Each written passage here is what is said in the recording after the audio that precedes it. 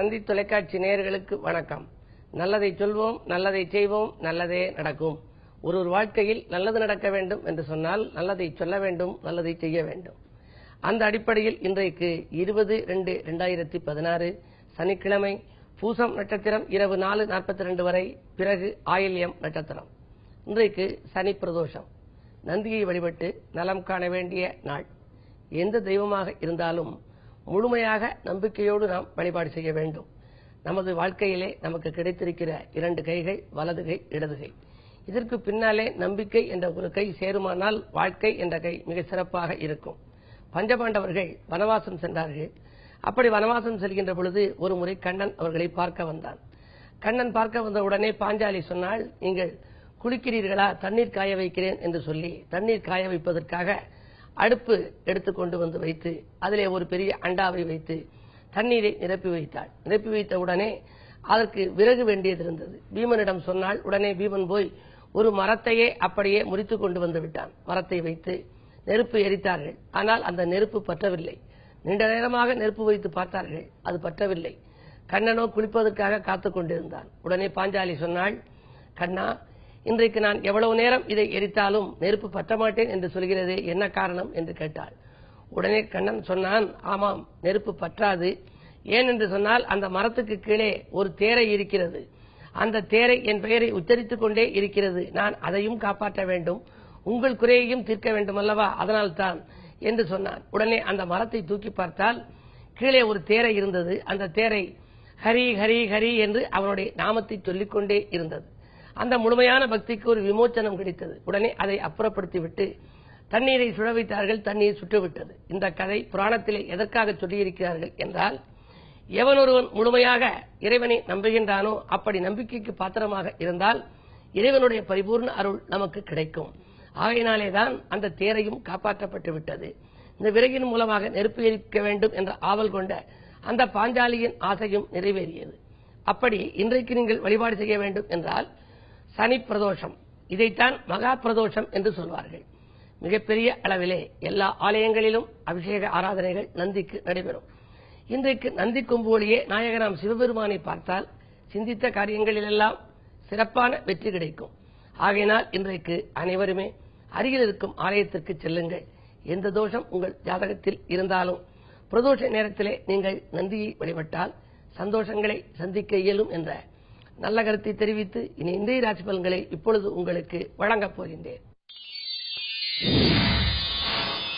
மேசராசி நேயர்களே, உங்களுக்கெல்லாம் அதிகார பதவியில் இருப்பவர்களின் அறிமுகம் கிடைக்கின்ற நாள்.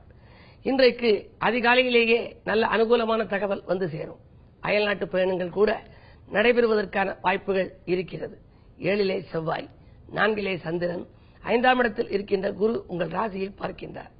குரு பார்க்க கோடி நன்மை என்பதால் உங்கள் வாழ்க்கையில் எத்தனை பிரச்சனைகள் இருந்தாலும் அதை சமாளிக்கின்ற ஆற்றல் குருவின் பார்வைக்கு உண்டு. குரு 12ஆம் இடத்திற்கு அதிபதி. எனவே சுப விரயங்கள் இன்றைக்கு ஏற்படலாம்.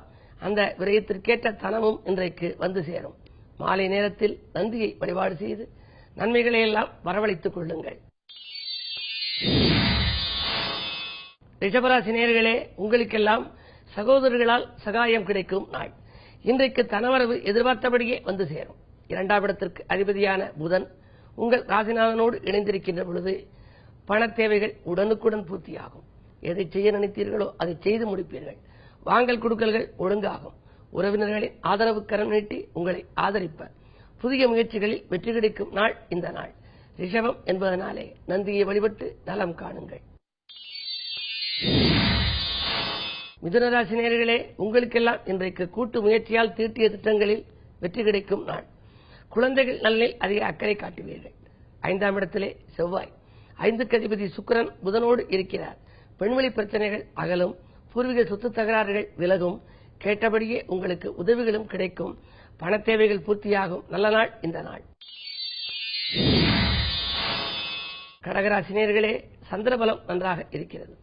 சுப செலவுகள் அதிகரிக்கும். பயணங்களால் உங்களுக்கு பலன் உண்டு.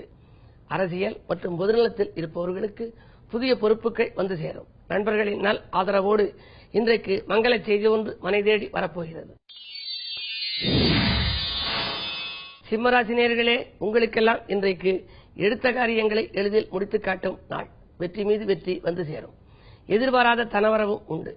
வாகன பழுது செலவுகளால் அவதிப்பட்ட நீங்கள் இன்றைக்கு புதிய வாகனம் வாங்கலாமா என்ற சிந்தனையை மேற்கொள்வீர்கள். முயற்சிகளில் வெற்றி கிடைக்கும் உன்னதமான நாளாக இந்த நாளை கருதலாம். மேலும் இனிய நாளாக அமைத்துக் கொள்ள சிவாலய வழிபாட்டை மேற்கொள்ளுங்கள்.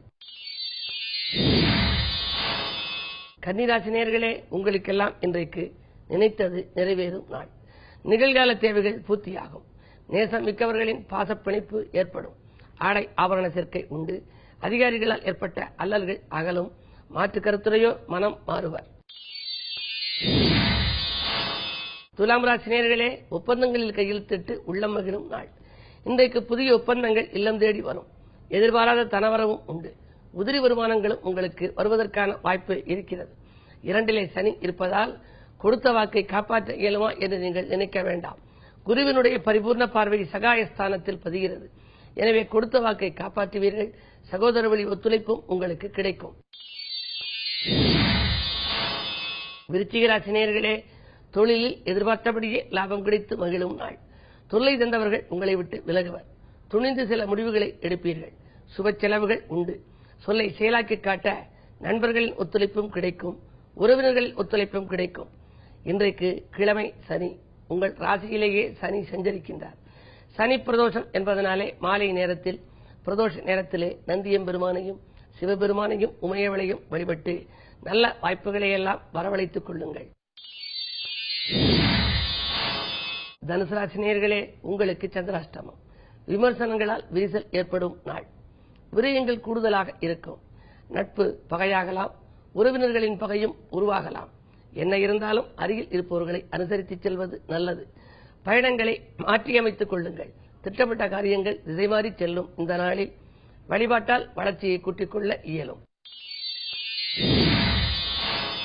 மகர ராசி நேயர்களே, தேக்க நிலை மாறி தெளிவு பிறக்கும் நாள்.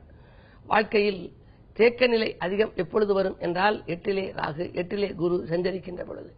எனவே பல காரியங்கள் நடைபெறாமலேயே இருக்கலாம்.